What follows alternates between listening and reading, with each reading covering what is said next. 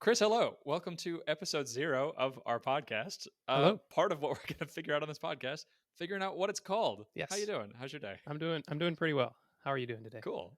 I'm I'm doing really well. I meditated this morning, feeling great, excited to start a new thing. Because if there's one thing listeners and you should know about me, it's that I love starting new projects. Yeah. So you, you sent me a message a few days ago that was like, "Hey, I'm thinking about starting a new thing, sort of like art of product or build your SaaS." And would you be interested in maybe talking about starting a podcast about building software companies? You know me so well, I cannot say no Exactly. to that pitch. I thought that might be the I case. guess yes, you got me. I guess to start off with, let's lay out where we are, what the purpose of this podcast is for us, and what we'll be talking about. Chris, could you tell me a little bit about the software journey that you're going on? Tell me a little bit about Meeting Place and also the things that you've been working on in the past. Yeah. So I am a software developer. I have been one for a long time, and for the last while, I've been consulting independently. And while I've been consulting, the whole point of that consulting journey was to be able to own my own product and own my own time at some point. So I've done a number of things towards that. I released an ebook, although that's taken down now, it's way out of date. I am an egghead instructor, so that is something I do also. But then last year, I started a SaaS called Meeting Place, and that's Mm. kind of like a meetup alternative. They did this pricing test where they were going to charge free users $2 to RSVP to events, and as a meetup organizer myself, that did not sit well with me at all. So I started Meeting Place the next day, basically. And so it's been a year. It has 3,000 users or so, but not very many paying users. It's a freemium model. And I've been consulting the whole time, and that has taken up all of my time. But now I am ready to turn off consulting and actually switch on Meeting Place. So I have a lot of ideas about what to do next with that I'm sure we'll talk about. So I am excited to start that journey. How about I'm you? excited. I'm excited to see it. I will get into me in a All right, second, all but I right. want to talk more about that first. I was so excited. We had a call like right around when COVID hit, Yep. and you were talking about thinking about going full time on Meeting Place and this whole thing with Meetup. And oh my gosh, how exciting! Of like meeting other humans is a thing that I don't think is ever going to go away. That's a very core problem. And with COVID, it's sort of totally shaken up this environment of what it means to have a meetup in person. And the game has changed. And so I think you're in a fantastic position with the number of users you have and the flexibility that you have to be targeting different things. I'm very excited to see this journey of what this turns into because I think you can be much more nimble than Meetup can. Meetup, I think, is entrenched in the ways that they've been doing things. And is very much a product designed for meeting up in person. And that's not a thing that I think we do anymore. And who knows when it's going to come back. So I think you have a ton of advantages in this space. I'm excited to see where this goes. Where would you like to be in, I don't know, 6 months of podcast episodes from now? What would you like the title of that episode to be about Meetup? That's a good question. I really want to turn Meeting Place into a, a more community focused site than Meetup is. So I would like for to be lots of communities, not just meetups, but communities on Meeting Place. Um, so I think that's where I would like to be. And then I also, as a bootstrapper, and I'm stopping my consulting revenue. So I would really like to. I have lots of ideas for how to apply Meeting Place to businesses as well, and so I think that's where a lot of my revenue can come from. And so I want to support this community, like, nonprofit community focus, as well as the business focus. And I think I can do that with the same feature set, but I'll be able to charge businesses more. They can do like internal meetups, like team building activities, and also have businesses able to host, for example, like all of their customers in an online community. I think that could be a profitable for me and also very useful thing for businesses. So yeah, in 6 months, I would like to have the features built out for those two things: communities and a more business focus. Love it. I'm so excited for our episode in 6 months. Yeah, And I think that's a great example of a type of way that you can take advantage of the market in this new COVID world because businesses now need better tools of being able to foster community when everyone is working remotely. That's a way that the market has substantially changed. That's a thing that we did not need before March of this year. That exactly. And yeah, what a good. Oh, one of the things I'm sure we'll talk about a bunch is the finding the ideal market for a SaaS, and being able to pick a good customer. Justin Jackson has a lot of great ideas in the space of you need to find people who can pay you, and Right. that's a very important thing. Don't pick snowboard bums as your target market. And so yeah, businesses I think makes perfect sense as a market of people to be uh, focusing on for Meeting Place. I'm very excited to see this journey, as I'm sure all of our listeners are. All three people listening That's right. That's right. to this 0th episode. Neat. All right. How about you? You have file inbox and you have lots of other things, like you mentioned. So why Too don't you many other things. why don't you talk about where you're at to start? So File Inbox is a company that I started accidentally right out of college. I was in a gap year. I was supposed to go to medical school, and there were half a dozen little side projects that I'd made. I made a textbook search engine when I was in college and sent that to my friends and made a few $1,000s. And that was so exciting because that was the first time that I'd made money on the internet. But I thought, okay, this is probably not a thing, and I should probably choose the safe career of being a doctor and make sure that I have money. And then maybe 10 years from now, I can start my own bingo card creator, and I'll just keep doing things on the side. And I started right out of college. I took a gap year from medical school and was going to work for this tech medical startup, which was fun. It was a balance of my two interests of medicine and technology. And that fell through really quickly, as startups are wont to do. And so I ended up with a year of just being able to do whatever I wanted. And whatever I wanted turned into continuing to make apps and learn new technologies. And inspired by Patrick McKinsey, seeing that Stripe was this platform that you could charge people's credit cards with code.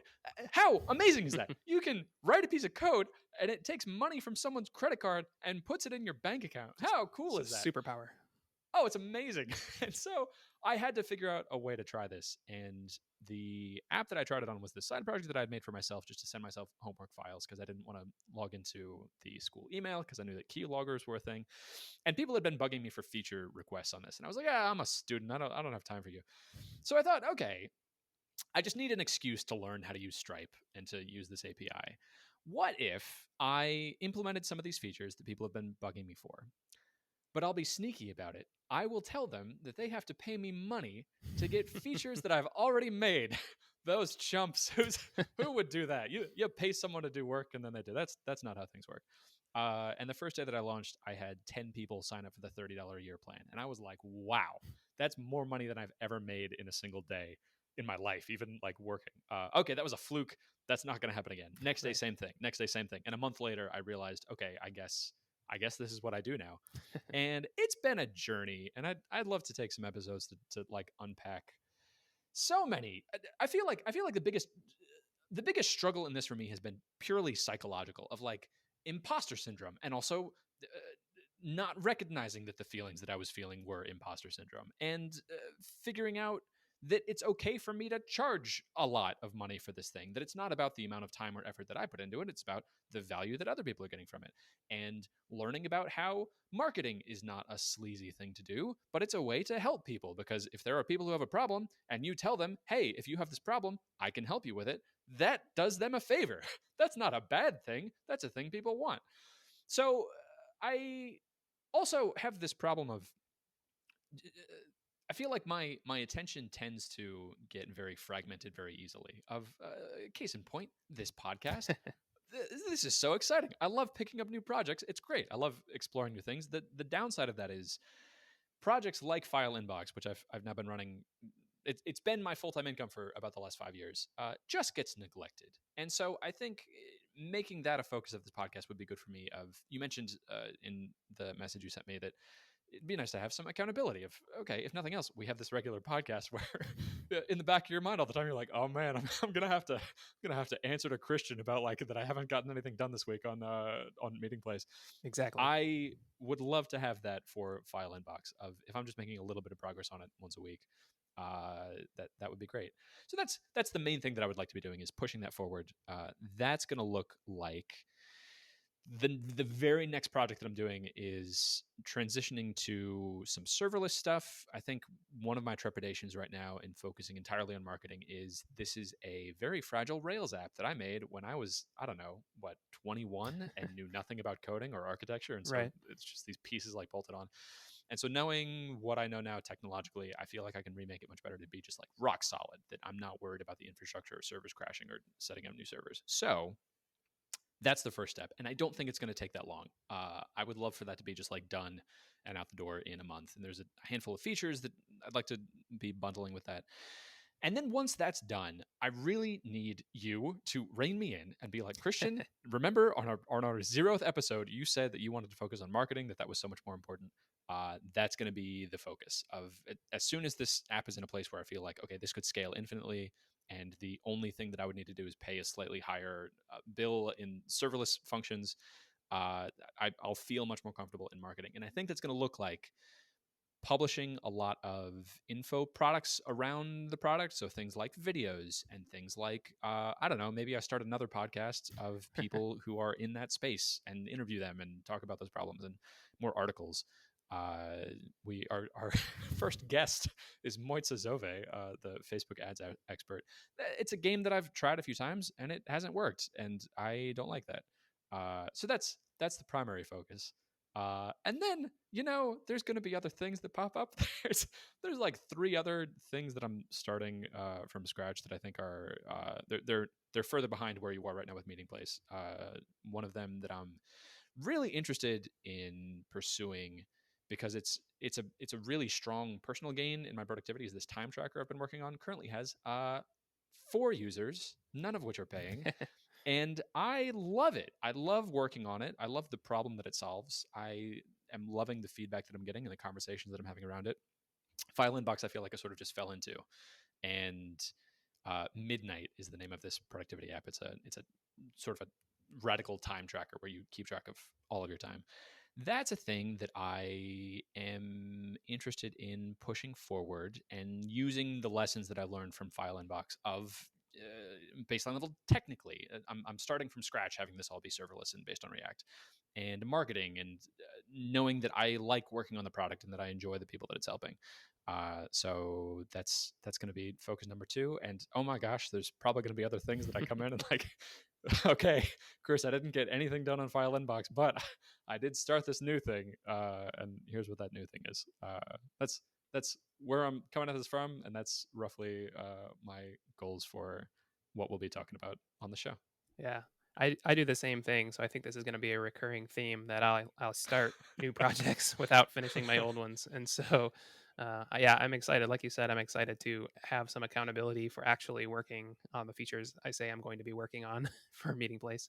And Good. also, just like you, my default is to build things. So have some push towards actual marketing or sales or something like that Yep. will be great. So Yep. yes, definitely. Which is so much easier for me when I'm talking to someone else. I feel like it'll be much easier for me to tell you like, "Hey, Chris, you built this really cool like animation talking head thing, but how did that move forward Meeting Place? How did that help marketing?" That's right. I Uh did.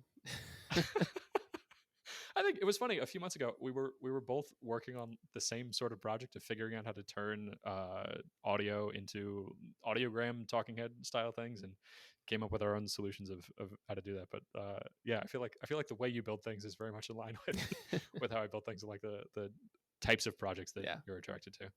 to.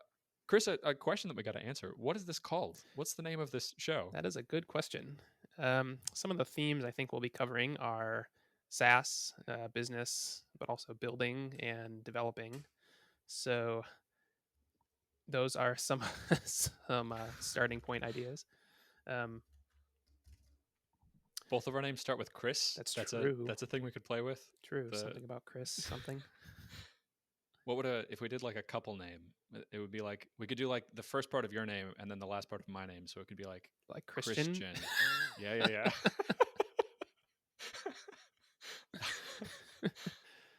Okay, okay. I don't know. What's a stupid name we could do? Like Hmm. Chris and Christian build stuff. Yeah, something like that. We could go domain shopping for something around building and Chris. I do own the domain make.dev, which I think is kind of cool.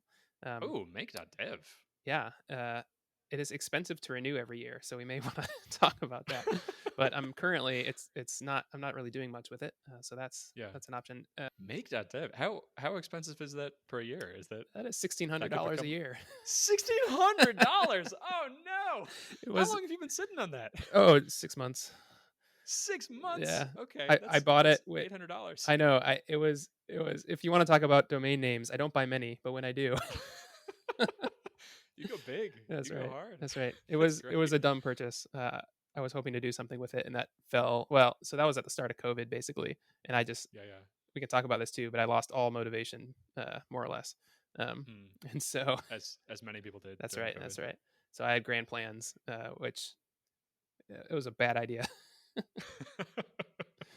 But Oh something man. about making, I think, is a kind of the direction that I think a name would be good. Okay.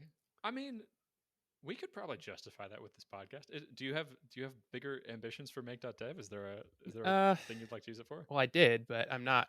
I decided I'm not going to. It was a distraction. I decided. So I mean, so it was going to start with an email list of kind of this kind of topic. So how to build a SaaS, and part of it was honestly to keep me on track. So it Yeah. was, like the idea was small bites of information that you could do, like an action every day or an action every week that you could do to move your Yeah. business forward. Um, Love it.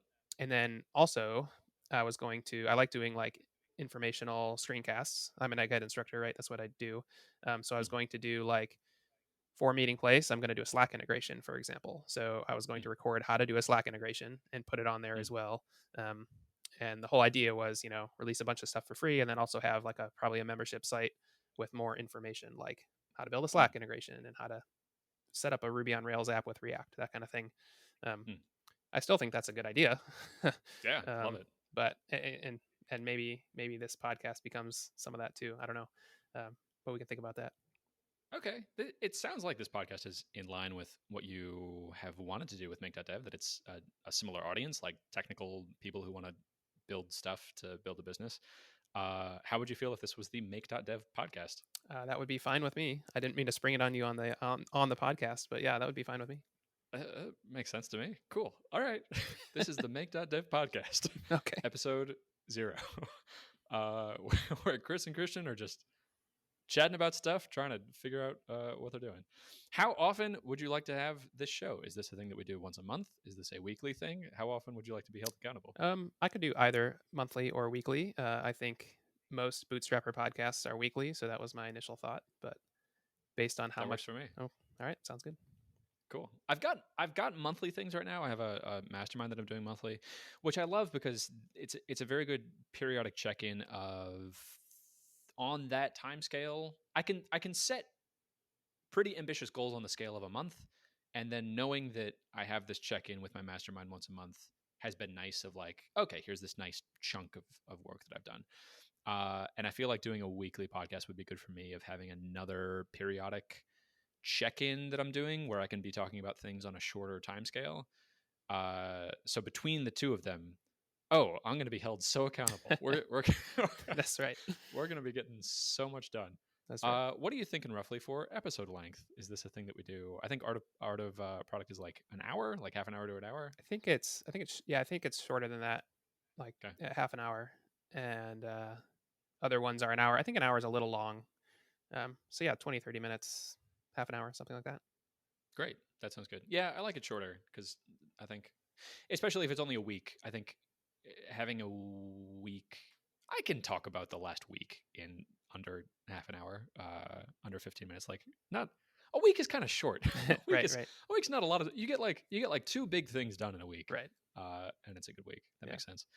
Cool. And then I'm thinking for format, the thing that would help me the most is if you ask me how the things went that I said I was going to do the previous week. So I'm thinking, like, as part of each episode, I tell you I'm planning on doing this the next week. And then you higher level be like, but Christian, 0th episode, you told me that you wanted to focus on marketing and that was the most important thing. And then oh, okay, you're right. I should do some marketing instead. And then the next episode, if you asked me, hey, this is the thing that you said you were going to do this last week. How did that go? And why didn't you do that? What did you do instead? I think that would be the most helpful format for me. I think What that would what be would you like? yes, I think that would be helpful for me also. We're both Cool. solo founders, and so without having a co-founder or someone else to keep you in line, I tend to watch YouTube and do other random Yep. projects and consulting, which I'm stopping now. So um, I'm going to have a lot of time, and I'm going to need to be focused and have someone tell me to be focused. Yeah, Same. Man, I feel like working for myself is so great. And every strength is a weakness. And so the trade-off is like having a boss is actually great if you have a good boss. Someone who just tells you the very next thing to do is so nice. I feel like so much of my adult life has been focused on how do I be my own boss to myself. And so many systems and so many apps and so many different things and books that I've read have all just been focused on how can I get to the point where I can set a goal of an intention of something that I want to do and then actually follow through on doing that without getting distracted on YouTube. Oh, what a Pandora's box is the wrong word, but a yeah. uh what's like the like Xanadu. Like Uh, it's it's not a cesspool. a trap. I don't know. Yeah. Yeah, they know how to. There's That algorithm knows how to keep you on. oh, it sucks you in. It's Yep, so how many incredibly talented engineers have spent their entire career just trying to get me to stay on YouTube more. It works so well. It's such a good product. And we're not helping. We're probably gonna put this up on YouTube. that's right. That's right.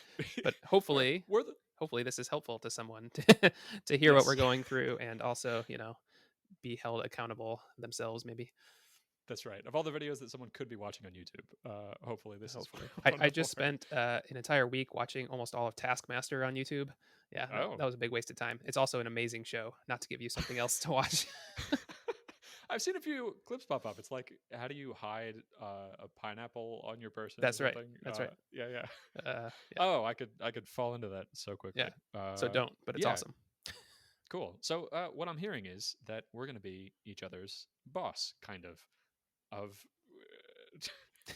holding each other accountable, making sure that I kind of see this as like a little board meeting of okay, we're each taking turns going into each other's business and being the boss and looking around, and then we each go off for a week and build the stuff and then come back and get to put on our boss hat again and be like, oh well, Christian from last week, he was pretty lazy. He just watched all of Taskmaster instead of doing his actual tasks. That's right. Uh, but that's a different person. This is executive Christian right now talking with Chris. So we'll be making some changes around here. We're gonna fire that Christian and hire a new Christian on. Yeah. Neat. Sounds good. Okay, well, let's get started then. Chris, for this next week, what would you like to be focused on? What would you like me to ask you about next week? Yeah, the two big things. Let's see. I might have more than two. Maybe two is a good number. Two or three. I want to make private groups for Meeting Place. That's something that existing people are asking for. So having being able to make a group private, and then also adding guests to an RSVP. Right now, when people join, when they if they want to attend a Meeting Place event, they have to actually join the group. But people want to be able to add guests, and then once I start adding more features, so right now Meeting Place is freemium, up to so you can have a group up to 100 members and it's free. And I want to keep that, but I want to feature limit it a little bit. So for example, I think private groups is something that people can pay for, and so I'm going to need to rework my how I charge a little bit right now. Right now it's just a trigger on 100 members, so I have to rework how I charge. So and I also have to, and maybe you have ideas about this. How do you match up what features someone has access to what the plans in Stripe? Um, Hmm. I think I'm going to do by date, so I'll have like a plan with a date, either prefix or suffix. So because right now my basic plan is going to change, um, like what features are in it, and I'm going to have multiple plans eventually. So I want to just be able to, I want to set myself up well for like managing those in Stripe, as like the names in Stripe and the names in my Hmm. app. So Hmm. that's what I need to look at this week. That's a fun technical challenge that's one of the engineering things that I did as a as a 22-year-old making file inbox that I did not do correctly. The way that I implemented mapping stripe names to the plans is functional, and if I had engineered that a little bit better, I feel like it would be saving me a lot of time right now. And also, that's so okay. Here's what I would like to push on a little bit for those goals. These are all like technical features. Yep. Being able to make groups private, being able to add guests to an RSVP, figuring out how to match up features in Stripe plans with your internal feature mapping. The question that I'd like to pull you back on is how are those going to make you more money? How is that going to grow Meeting Place as a business? Yes, good. So I know where you're going, so I'll answer your question first, and then I'll I'll say what I'm going to do next. Um, Okay. so the one person is waiting on private groups in order to start, so they will Mhm. presumably sign up once private groups are a thing. That's what Okay. they've said anyway. So I will get one more group, and if I make private groups paid, then they will have to pay for it, or they will tell me they don't want to, and then I can ask them what I can do in order to get them to pay for it. Um, Okay. so that's one thing. I've had other people in the past tell me they want private groups as well. So I know that's something people are waiting for. I have maybe 400 or so people on a 500 people on a mailing list. Um, Mm. and so the two other things I want to do, I don't know if I can get all this done in a week. I mean, I probably can if I push myself. Um, I want to. I have some emails in ConvertKit. I have some emails in my database, and I, Mm. I want to combine that all into an interface in my app so that I can send out emails to either all the members, all the admins, or all the email marketing email list. And I can do that from my app. Because right now I have to like combine multiple sources, and it's tricky to send out an email. So Mm. I want to be able to send out, like when I make private groups, I want to be able to send out an update to everyone who's interested in that. Mm. Mhm. Um, and then the next thing that I want to do, I forgot about this, so is since I directionally want to go towards businesses paying me more money, I actually talked to two people already, but that was a couple months ago, and I haven't talked to them since. And they said they were interested, and so I don't know, other than COVID making me, you know, lose all motivation. I don't know why I haven't talked to them again. So I would like to Yeah. talk to them again and figure out what it would take to get them to pay for a business license. Those last two things sound so much more important than the first three. Yeah, Being probably. able to integrating sending emails, that's a marketing feature. That's a way to get your message out in front of people more. I would prioritize that above anything else, except the last thing you said, talking to your business clients. I think that's the most important thing you could do this week. Probably. Talking to customers unilaterally, the thing that people neglect the most, the thing that I hate doing the most, and the most important, I think, because it's been so much fun with Midnight, this product that I feel like I've chosen and I've chosen the market for instead of stumbling into it like I did with the File Inbox. I am so energized by the conversations that I'm having with people. It's fun. It's great, and every call that I've had, I get 5 or 6 ideas for these killer features that, because I'm also a customer of this product, are improving my life directly. They're improving the product for the target demographic that I'm looking for. And it just energizes me of it's this brand new idea of a way to make the product better that I got from talking to a person. And now they're excited and I'm excited. And now they sort of have ownership over this feature. And in the future, they can say, oh, yes, that feature there, that was my idea. Right, right. And it just gets me so in tune with why I'm building this thing and what is actually important. Because if I'm talking to someone, there was this call I had with my friend Peter the other day when I was onboarding into this app, and a thing happened in the process of onboarding where he was like, "Oh, could I export this page as a CSV because I bill based on time, Oh, yeah. and if I could just export this page and format it slightly differently, this could take over as the way that I write invoices to people." Of those 5 things, I think the most important thing you can be doing is talking to your two business clients, and then second most important thing is setting up whatever system you need to be able to send out email easier so that you feel comfortable with that. And then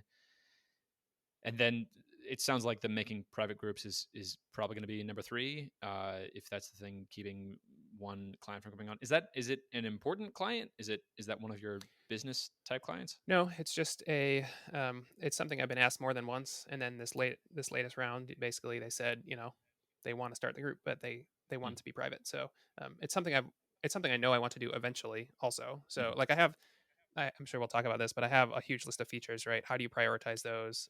This is just the thing on that list that the most people have asked for, um, Mm, that I know I want to do anyway. So cool. Okay, cool. I think that makes sense. I would be interested in after there's two business clients who you want to talk to. yep.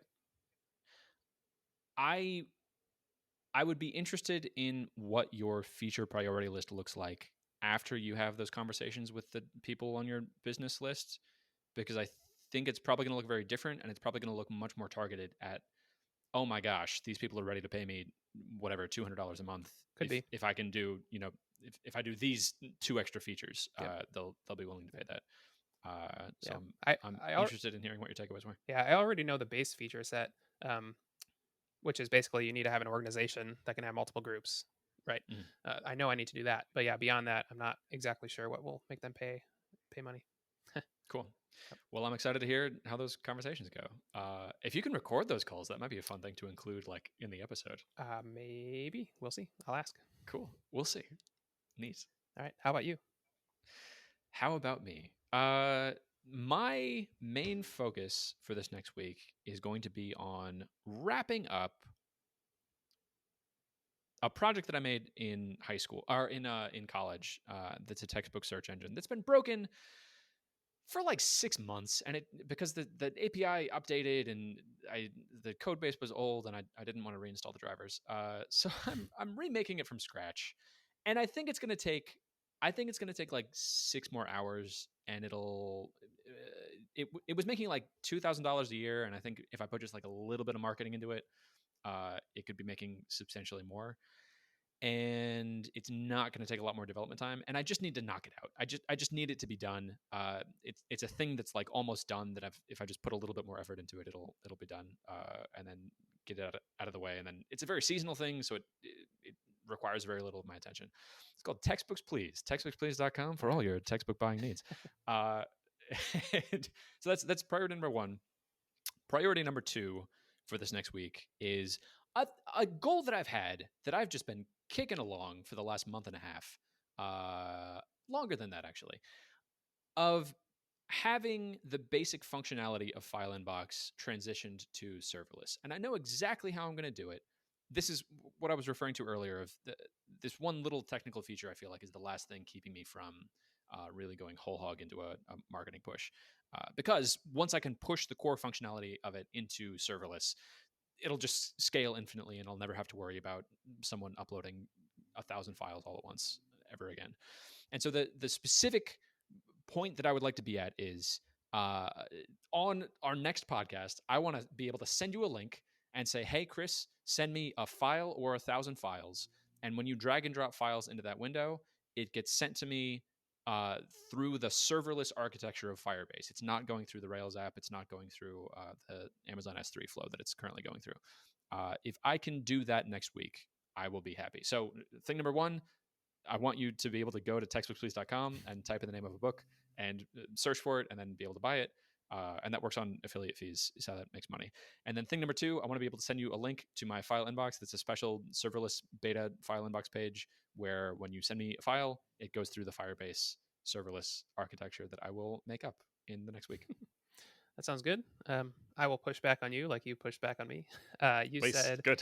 you said that the textbooks please will just take a little bit of marketing, which always sounds like it won't take very much time, but I suspect might take a lot of time. Do you Yep, know probably. do you know what you're going to do for marketing, and how much time that'll take, and how you're going to do that?